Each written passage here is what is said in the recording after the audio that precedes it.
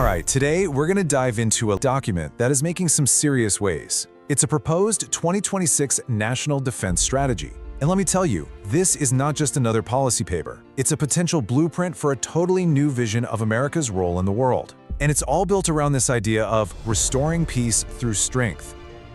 And what you're seeing here are actual pages from that strategy memo. It lays out a really bold and, to be honest, pretty controversial new path for the US military. It's basically calling for a complete pivot away from the kinds of strategies that have really defined American foreign policy for the last 30 years. And if you want to boil the whole thing down to just one line, this is it. This quote pretty much sums up the entire vibe of the document. A really decisive move away from what it calls utopian idealism and a sharp turn toward hard-nosed realism. So, to really get what this new doctrine is all about, we've got to start where the authors do, right? We have to look at their diagnosis of the problem they think they're solving. In their view, why is such a dramatic change even necessary in the first place? Well, let's just say the strategy's assessment doesn't pull any punches. It paints this picture of a post-Cold War America that just totally squandered its position as the world's undisputed superpower. The authors are basically arguing that a whole generation of leadership chased after misguided foreign policies that at the end of the day made the nation weaker. And this diagnosis, it gets really specific. It builds into this detailed critique of what they see as the failures of the last 30 years. The document actually spends a lot of time outlining exactly where they think US foreign and defense policy went wrong.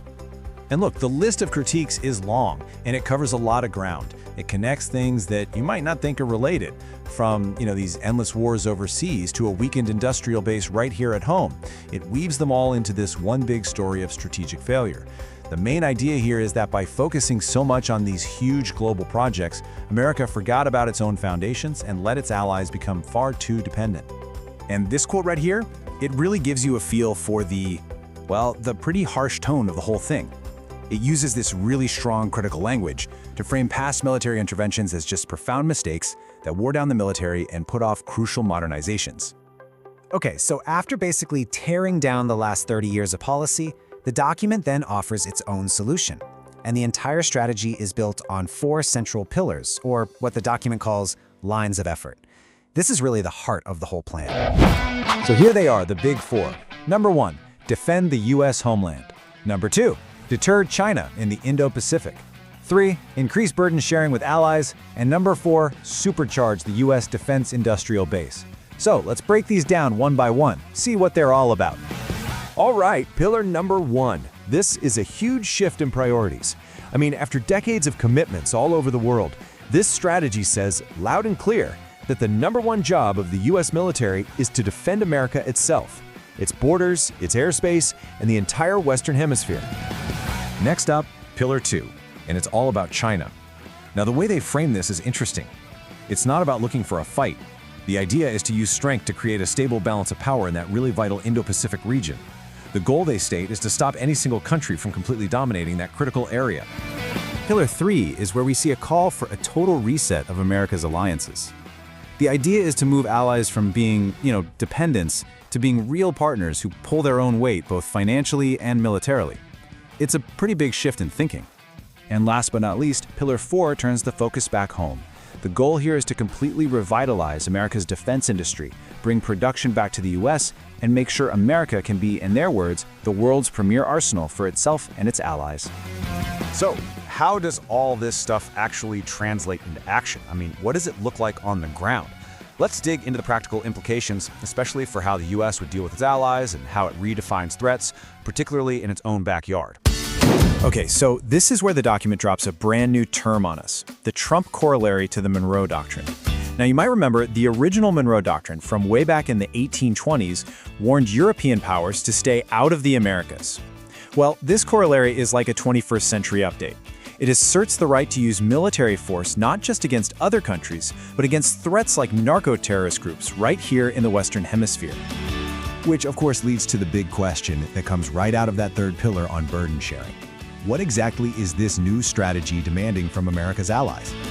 Well, the answer they give is just one number. But wow, it's a big one, 5%.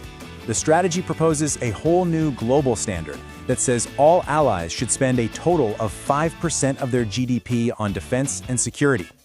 Now, that 5% isn't just some random number they pulled out of a hat. It has a specific breakdown. So it takes that old 2% NATO target for military spending, which, let's be honest, a lot of allies already have trouble hitting, and jacks it up to 3.5% of GDP. Then on top of that, it adds another 1.5% for other security spending. That is a massive increase, a truly seismic shift in global defense investment. Okay, so when you step back and you look at all this stuff together, the tough critique of the past, the 4 pillars, the new demands on allies, what's the big picture? What is this all really signaling? What it all points to is a very deliberate move away from being the global policeman. It's no accident that the document even uses the term Department of War, a name that hasn't been used since 1947.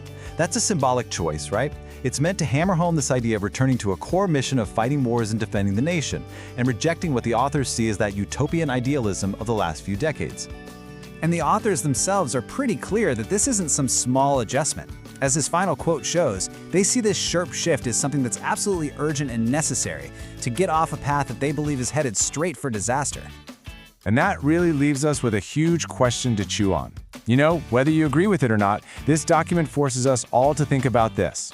What would the world actually look like if America really did pivot from being a global policeman to being a hard-nosed realist that's focused only on its own interests? What kinds of power vacuums might open up, and who or what would rush in to fill them?